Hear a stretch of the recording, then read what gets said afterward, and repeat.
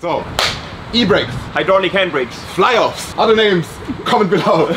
What are they all about? Very, very common, very often discussed and used in drifting. We're gonna discuss today what's it used for, what's it good for. Is it good to have one at the beginning? Because those cars don't come with an e-brake like that anymore, with a manual one. So all the details about e-brakes in drift sports today in our video. And we have a smart guy, he's an engineer, that actually knows what he's talking about. So I would start right away. So the normal e-brake, handbrake in a normal car, not really for braking. It's rather when the car is stationary, to keep it stationary. So you just apply it when the car is stationary, then you apply it with a lever or with a knob, and modern cars mostly have the knobs, like electrical ones. It's a button, pretty much. It's a button, it's a button, basically. And so that's for the car not rolling off when you park it. It is a parking brake. That's also named. Added to the intro, parking brake as well.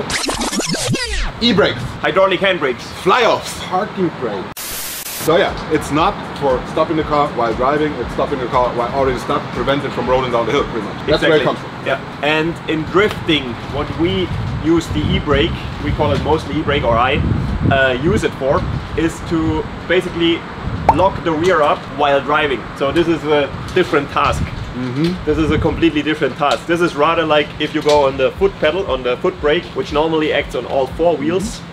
This is rather, if we pull the lever, it only goes to the rear wheels. Yes sir, and it locks the rear wheels and it gives you opportunities to play with this. So it is different because if a car is stationary, you don't need that much force to keep it, prevent it from starting to move. Yeah. But if the car is already moving and the wheels are rotating and you want to stop that, you need a lot of clamping force, friction, so a lot more demand in terms of how strong everything needs to be built and how good the braking power at the end of the day for this section of the brake needs to work.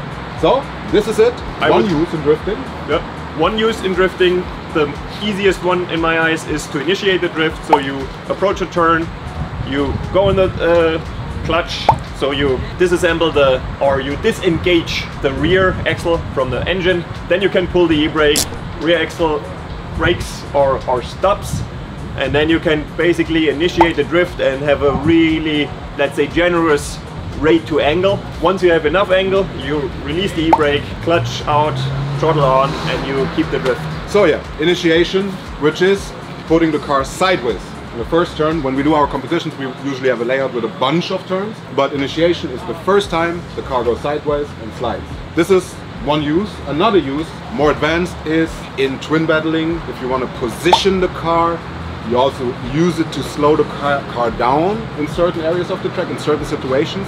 Do try to not use it as much as possible, because brake, although it's just an e-brake just at the rear wheels, braking costs you speed. Exactly. So we try to avoid it, and actually we do even a competition layout. We try to do them without touching the e-brake every once in a while. Yeah, but I would say enough of the talking. Now let's go back to the question. Drifting with an e-brake, is it necessary?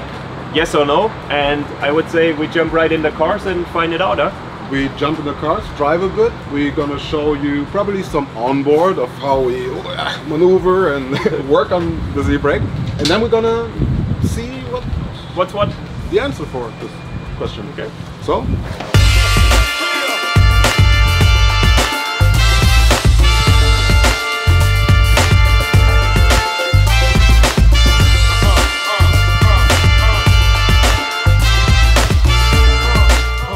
We're in the passenger seat now with the Zanzibar M3 G80, rocking the manual gearbox, 480 horsepower in this configuration. Beautiful car. Interior. You actually did configure this car, right? Yeah, that's correct. So it's basically my configuration. So 100% street car, no e-brake, and no nothing. We put some fresh tires on the front, and we're hoping being able to cope with some of the challenges with this drifting that he's doing now.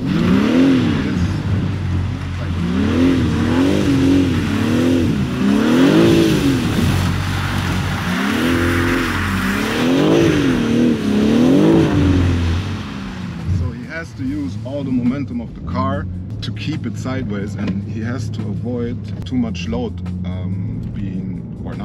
steering forces being necessary on the front, because he cannot forcefully break traction in the rear with the e-brake, which you could usually do. So he has to work around it. You do not have a lot of space. It's no problem if you're drifting nice second gear stuff, a bit longer turns. And this is strange. Why did he do that? I don't know why. So, alright, hold up, let me get it out. So it's a challenge. Drifting without a handbrake so far, it's possible. A lot of experience, but not the preferred setup.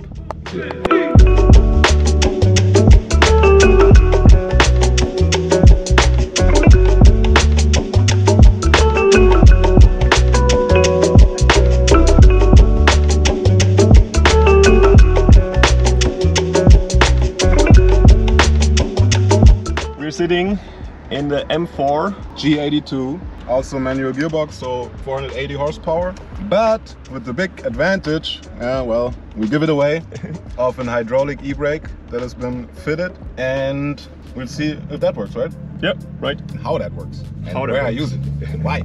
So I can use it for initiating, or just correcting a bit.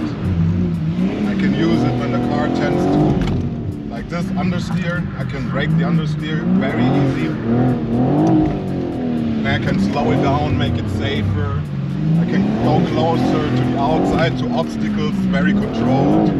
I can just position the car pretty much where I want it in a very controlled manner with the e-brake. It's like, some say, it's the ESP of drifting. So it makes my life so much easier today than Ellie's. I really feel sorry for him, because it puts so much stress on a driver, because you have the responsibility to make sure everything is safe, and this is really not easy to keep the car in a safe manner all time without an e-brake. So the e-brake is there to make a car drift drivers life a lot easier. Yeah.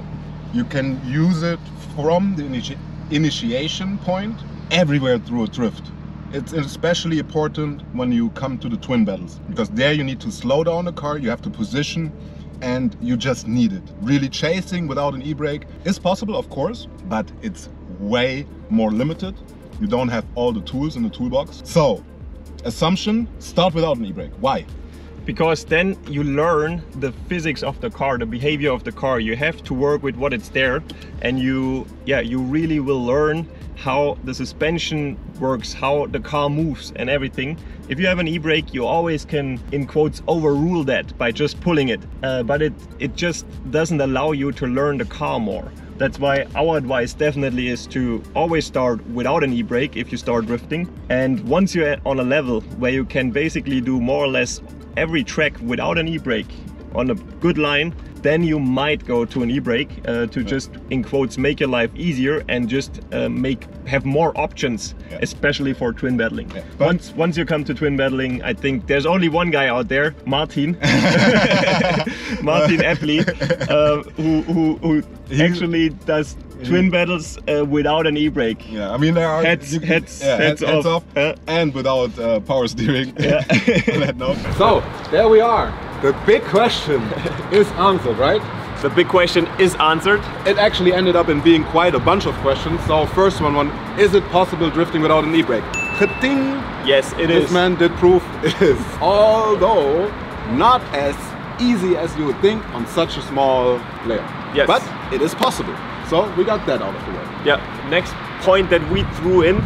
When you start, always try to do it without an e-brake first. If you have the layout where you have enough space, work with the car, learn how the suspension moves and what's the frequency of the car, because then you just become a better driver. Exactly. So, do we recommend it for starters? Definitely no. Do not have an e-brake, or if you have one, don't touch it to learn drifting. Do not touch it. Learn to, as Ellie said, use the weight, the dynamic of the car, learn to feel the car, and learn to use what it had before you introduce the e-brake, because it will allow you to then grow your, your toolbox as a driver rather than what happens if you use it too early. You're not going to learn a certain part of what you could learn. So, very clear conclusion. Yes, you can drift a car without an e-brake. And would we recommend it? Yeah, and you actually should, in case you're a beginner. Exactly. Starting off, you should drive a car without an e-brake for sure. And then the question is, where is it the most valuable? In my opinion, precision, placement of the car, extending certain things, and as a drift driver, actually, it feels like, you know, your safety net somehow. Because you can save your car from crashing in so many instances with the help of the e-brake. It's incredible. So an amazing tool, but as all tools, don't overuse it. Yeah. And have fun with it, right? Yeah. So I hope you got the question answered. If there are still questions left, please leave them in the comments below. Dr. Ellie will answer. Hopefully, yes. I will help. Yeah, okay. And then I would say, see you next time. Yeah, hit us with more questions. So if you have another one, what could we discuss? Maybe differentials, maybe... Whatever, okay. See you next time. Bye.